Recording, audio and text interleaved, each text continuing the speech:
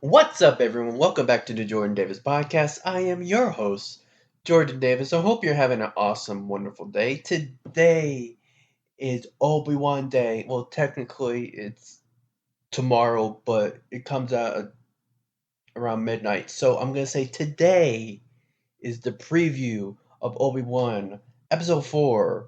And I wanted to talk about Episode 4, and I wanted to give my thoughts on 1, 2, and 3 because I did a Twitter space like last week um, on my Twitter talking about the first three episodes. But in case you haven't heard that, it's on my Twitter at the Jordan Davis one, so you can check that out whenever you want. So for those who have not heard my thoughts, so I'm gonna kind of recap everything on the podcast about the first three episodes of what I thought, and I also wanted to talk about the reception what Obi Wan is getting. We have another Last Jedi on our hands. What a shock! Half of the audiences do not like it, so I'm gonna be talking about why um, this generation of Star Wars don't really get what Star Wars actually is and what Star Wars actually means, the concept and what Star Wars is trying to tell. Um, and so I'm going to talk about that today. But if you are the first time listening to me, I am Jordan Davis. I talk about all kind of movies, Star Wars, Marvel, DC, pretty much anything blockbuster. And if that thing is for you, well, you came to the right place. So I would love it if you could subscribe to this channel.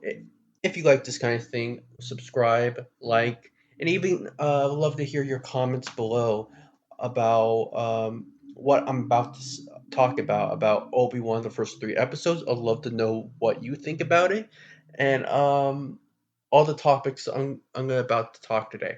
So now that we got that business out of the way, so let's recap on episode 1, 2, and 3 of Obi Wan Kenobi. Now, I loved all three episodes of this of the series Obi Wan. I loved it. The only kind of problems I have was the Inquisitors. That's really the only problem I had, and Riva, or however you say her name, Riva. I was kind of on her, but through the second and through the third episode, I really liked her. Oh, and I forgot to say, I'm gonna go into spoilers, so I'm assuming that you've seen 1, 2, and 3.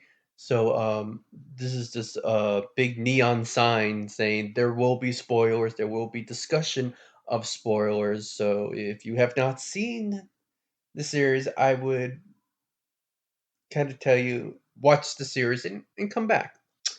But yeah, uh, that's how I thought about Riva or Riva, however you want to say your name.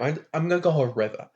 Uh, and so yeah, that's how I thought about her character. I thought she was very intimidating because I thought the other Inquisitors would be more intimidating than her, but I felt more of a sinister, more of a unhinged uh, to be scared about with Reva instead of the Inquisitors. Or maybe that was supposed to be like that. I don't know. Um, so I think that was kind of my issue. Is like it wasn't. I wasn't scared. I didn't feel the sinisterness of it, of those characters. It just didn't fit well for me. But going into episode 4, 5, and 6, maybe we'll get more of that. I'm not sure. Um, But it seems like after episode 3, they're gonna really focus on Reva uh, through the Inquisitors. Um, since the Grand Inquisitor is gone. he's not really gone because we all know Star Wars canon. They did not destroy Star Wars canon. Uh, he's gonna be back. If you all have seen Rebels, he's gonna be back for sure. Um, and so I thought that was very interesting, and I love how they started off with Obi Wan. Um, it was very much Last Jedi, very Luke, and I can even say it kind of reminds me of how Rey was in the beginning of the sequel trilogy, and I can see why people were like, "Wait a minute, this is very much a Rey kind of feeling towards it," and to that, I um I wouldn't say you were wrong because I kind of felt the same way about it too. But it felt very Ray just on the beginning of it and how he is living his life after everything that happened in the prequel trilogy. He's pretty much on Tatooine, looking over Luke. As he looks over Luke, um, he's trying to make a living, a quiet living for himself. Um, and I thought that was kind of interesting. I kind of thought they would go that way, and I and also I have to touch on I love that they got the composer from Loki to do this series. The music is so good, how they composed the music, and also along with John Williams' theme for Kenobi, I really love that theme. Um, but yeah, just how they started, how they going through the day of Kenobi in his life now. I really like that. And obviously, when we said going to spoilers, how Princess Leia is in this series. I love the child actor. I love how she portrays like mini Princess Leia. I personally call her mini Carrie Fisher because she acts like Carrie Fisher. I don't know if she saw like the original Star Wars movies and how uh, Carrie Fisher is, how she portrayed Princess Leia because she is acting just like her, and that's why I call her mini Carrie Fisher because if Carrie Fisher was still alive today, oh my gosh, she would just love her and she would be supporting her and all of that. Um, and so they went a direction where I did not think they would go.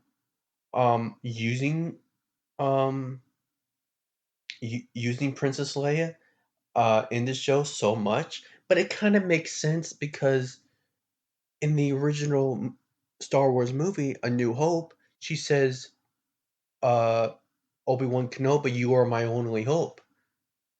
And I think that's really good because we are understanding why she was his only hope and why um, she called um, her son Ben because she is so important to her.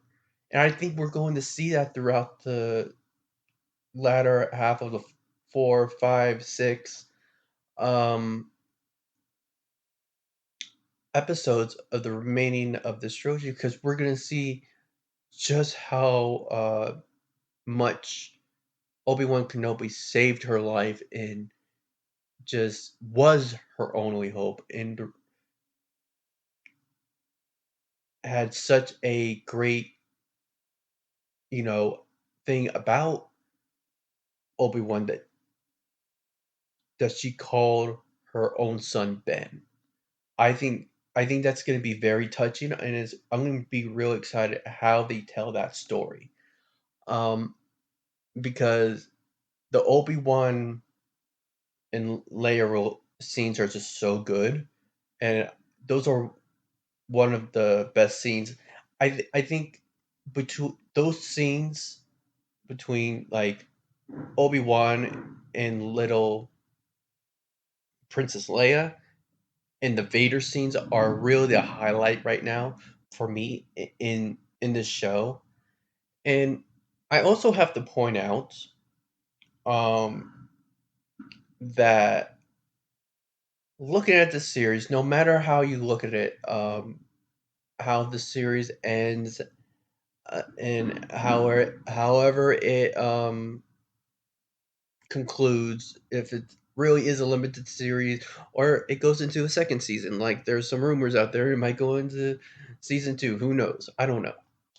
Um, I think this show is perfectly done as a sequel to the prequel trilogy. It has so many emotions from the prequel trilogy. It has so many Easter eggs from the prequel trilogy, and I'm loving the Easter eggs from Padme, and I'm loving that from the last episode.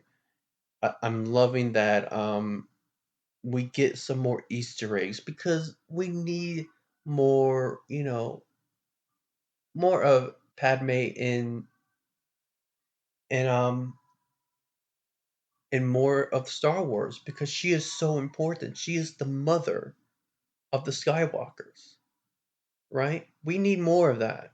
We need we need to see the importance of her, not just what we saw in episode 1, 2, and 3 of the prequel trilogy. She is very important, and I love that because how much Padme had an effect on Obi Wan. She sees a lot of Padme in Princess Leia, so I like that.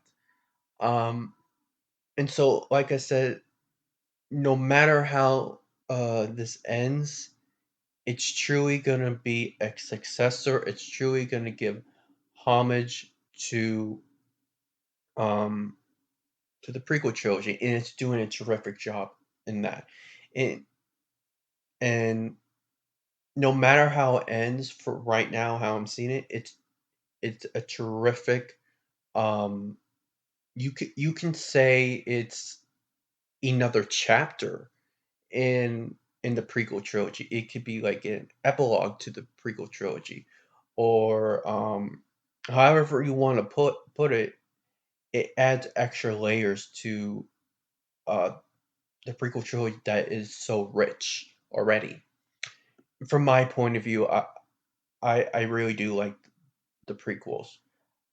I would say like two out of the three are I really like. I never really liked the Phantom of the Menace, um, but really liked Attack of the Clones, and obviously, how could you not like Revenge of the Sith? That's just a awesome movie in my opinion. Um, pardon my dog.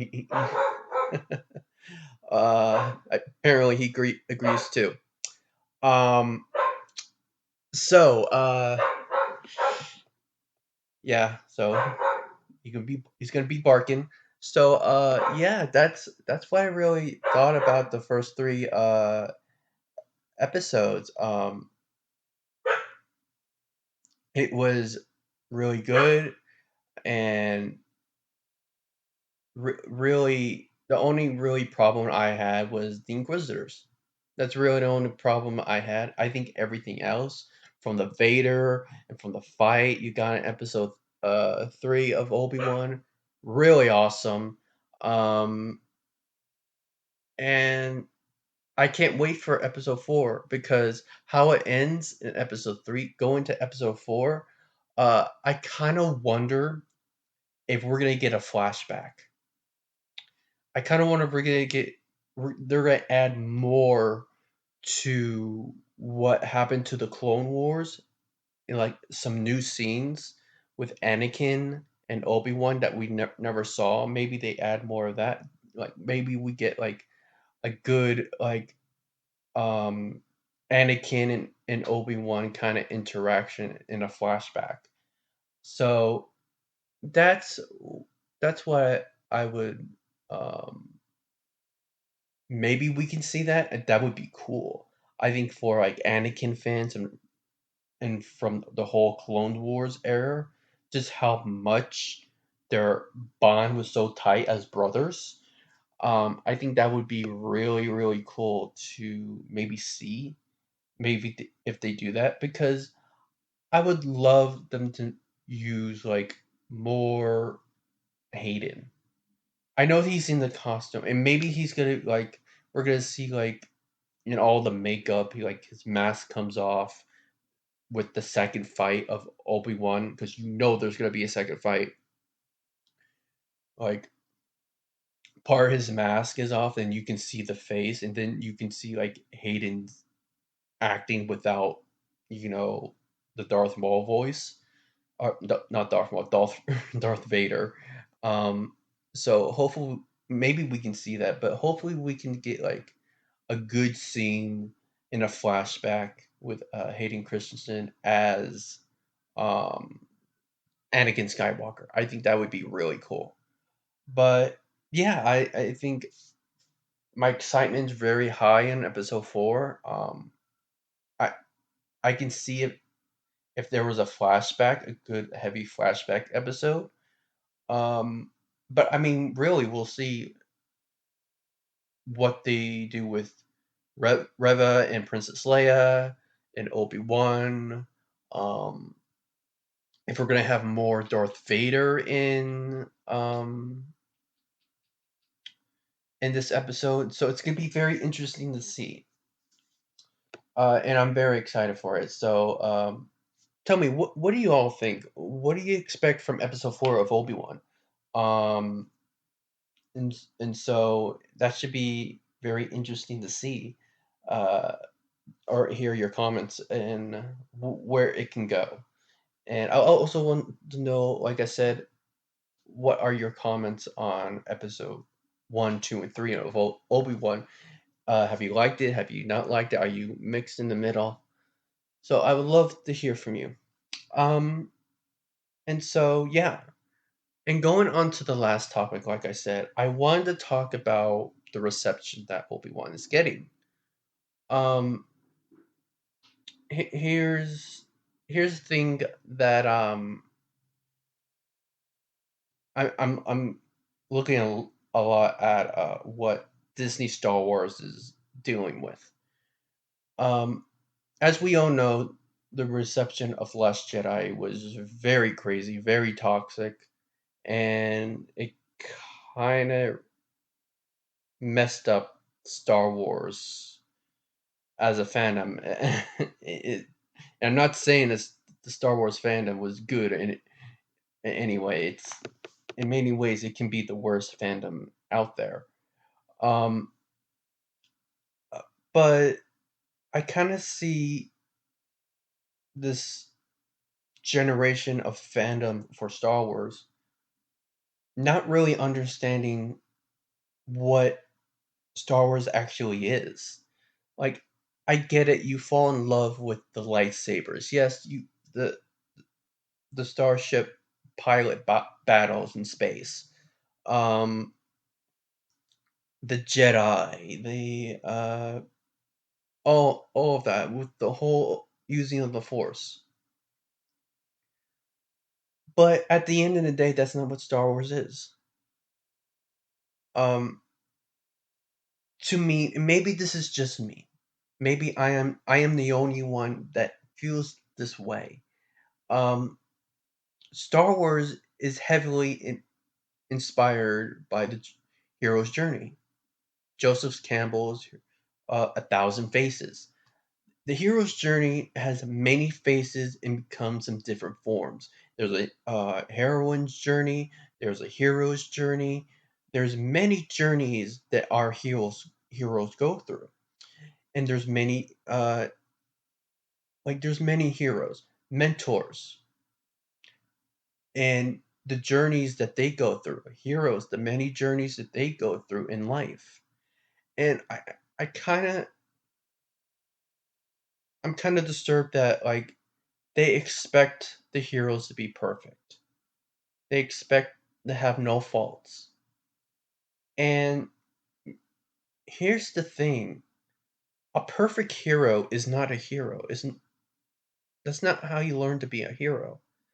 A hero is yeah, Yeah, you have your heroic moments, but you're gonna fall. Know that you are going to fall. And what a hero learns to do is to understand its mistakes and to get up and, and learn from those and move forward. That's what a real hero is. That's where a real mentor is. And we need those kind of heroes. And and to me, at the end of the day, Star Wars will always be at its core and at its premise. And why it's last so long. It has been this. 5 things. I think it's 4 things. Love, hope, redemption, and forgiveness. That's that's what it is. That's what Star Wars is to me. And that's if you have the core aspect when you're writing anything that is Star Wars, if you put those 4 things together, you're gonna have a great Star Wars story. And I think some of the fans just forget about that. It's like they just want the lightsabers, they just want the force, they just want big bombastic things to happen between Jedi and Siths, and no, no, it's not about that. It's a great thing to have, but it's we really have to think about what is Star Wars. Why do we love Star Wars so much? At the core of it, it's hope, love, redemption, and forgiveness. That's what it comes down to. And we need that in Star Wars. And if that starts to go away and we start to misunderstand what Star Wars is and the core of Star Wars, then that's not good. We need to understand what is Star Wars and why it's so good. And I think to me that needs to be realized and needs to be solidified as the reason why Star Wars lasts so long. It has that is the true meaning of Star Wars to me. So I just hope we can get a place of not only accepting new people to the fandom, not pushing them away. We can really show that love. We can show that there is hope. We can show that there is forgiveness. We can show that there is redemption from the stories we have seen in Star Wars. So that's really my thing about I hope we can get back to that place as a Star Wars community, as a Star Wars fandom, in my opinion. So, yeah, that's generally what I think about that issue, and I hope we can make the Star Wars community much stronger. So that's gonna be the end of the podcast. I want to thank you all for joining me. I want to thank you all for listening to me. And I know I haven't been posting for a while, uh, and so I want to get back to that, doing my podcast. And I want to thank you all the subscribers that stick with me for this long, even though I did not be putting up content. I want to thank you all for staying with me, and for the new people who have just joined. I hope you like my content and the future content that is coming your way. So until next time, until the next Jordan Davis podcast, I'll see you later. Bye.